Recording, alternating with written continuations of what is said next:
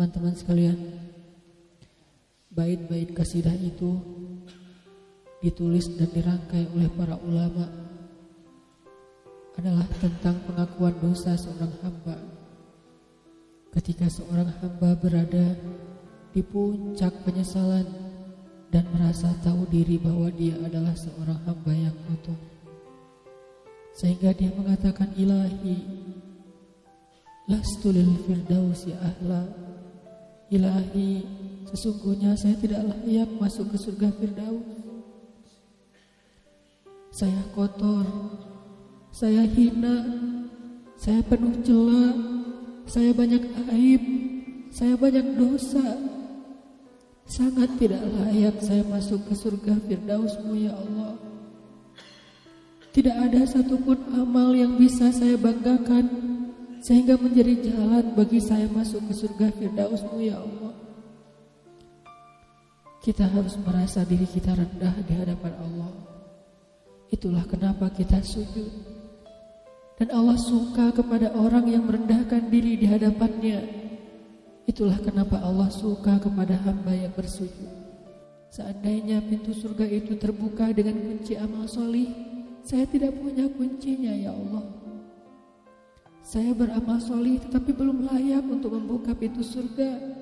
Saya sholat, saya puasa, saya tarawih, saya sedekah, tapi semua itu belum cukup untuk membuka pintu surga karena keterbatasan amal solih saya. Masih banyak kesalahan dalam amal-amal yang saya kerjakan karena saya bodoh ya Allah. Lalu bagaimana nasib saya kelak di akhirat ya Allah? Jika ditimbang-timbang, sungguh kedurhakaan saya lebih sering daripada istighfar saya ya Allah. Saya tidak pantas menjadi penghuni surga ya Allah. Wala aqwa 'alan naril jahimi. Tetapi saya juga tidak akan kuat dengan azab neraka jahim-Mu ya Allah. Karena sesungguhnya tidak ada satupun dari makhluk-Mu yang sanggup merasakan azab neraka. Semuanya takut kepada neraka-Mu ya Allah. Jangankan 1 tahun, jangankan 1 bulan, jangankan 1 hari, sedetik pun tidak akan sanggup ya Allah. Karena saya mendengar sesungguhnya Rasulullah SAW bersabda, azab yang paling ringan bagi penduduk neraka adalah dipakaikan baginya sendal terompah dari api yang membakar kakinya sampai mendidihkan kepalanya. Itulah azab yang paling ringan di neraka untuk orang yang paling ringan berbuat dosa. Bagaimana dengan saya ya Allah? Dosa saya banyak. Saya pernah durhaka kepada ibu bapak saya. Itu saja sudah cukup bagi saya mendapatkan azab yang lebih besar di neraka, dan saya tidak sanggup ya Allah. Saya pernah durhaka kepada ibu saya. Saya marahi ibu saya karena satu kesalahan. Padahal saya lebih sering berbuat salah dibandingkan ibu saya. Tapi ibu memaafkan saya. Ketika di waktu kecil saya memecahkan barang-barang ibu saya memungut barang-barang itu sambil tersenyum, membelai kepala saya, mengatakan nasihat-nasihat yang baik. Sama sekali ibu saya tidak marah kepada saya saat itu. Tapi ketika telah dewasa, tidak sengaja ibu saya yang sudah tua renta kadang memecahkan barang saya, merugikan sedikit saja dari harta saya marah seperti setan ya Allah. Saya bentak ibu saya ya Allah, bahkan kadang membuat ibu saya terluka, kaget, takut. Pantaskah seorang ibu merasa takut terhadap anak yang dia kandung 9 bulan, yang dia lahirkan dengan taruhan nyawa, yang dia susui dengan darah dagingnya, yang dia didik, dia jaga, yang dia berjaga di malam hari tidak tertidur demi untuk menjaga anaknya dari seekor gigitan nyamuk. Pantaskah ibu merasa takut terhadap anaknya sendiri? Cukup satu dosa besar saja durhaka kepada ibu membuat saya pantas masuk api neraka. Belum lagi dosa saya kepada ayah. Ketika saya berdebat habis-habisan di hadapan ayah saya, hanya ketika ayah saya menasihati saya dengan satu nasihat sederhana, saya debat dia, seolah-olah wawasan saya lebih banyak, ilmu saya lebih banyak, pergaulan saya lebih luas, pendidikan saya lebih tinggi. Padahal semua itu saya dapatkan hasil dari perjuangan dan pengorbanannya. Ketika keduanya sudah menjadi tua dan lemah, kadang keduanya rindu kepada saya, ya Allah. Mereka memberi kami pesan, ya Allah. Mereka bertanya, bagaimana kabarmu anakku? Tapi kami tidak peka. Hati kami tertutup dengan ego dan sombong. Kami tidak bisa membaca teks itu dari perasaan mereka. Kami hanya membaca teks mereka dan tidak segera membalasnya.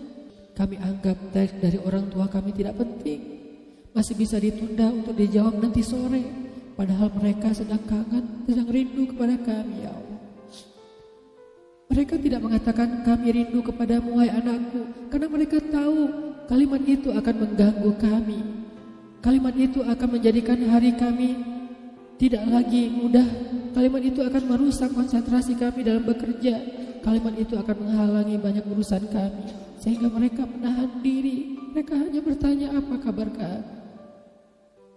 Lalu kapan kami berbakti kepada mereka, ya Allah? Sampai seusia ini kami masih merepotkan mereka, ya Allah. Kapan kami akan berbakti kepada mereka? Rasanya kami lupa.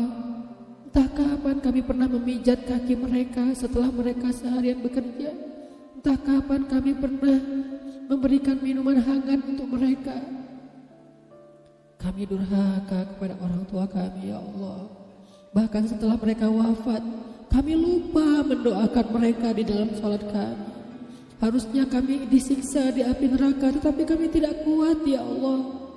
Belum lagi durhaka, kedurhakaan kami yang lain, dosa-dosa besar kami yang lain. Kami pernah bermaksiat kepadamu diam-diam, ya Allah. Kami pernah berbuat dosa diam-diam, dan padahal kami tahu itu dosa besar.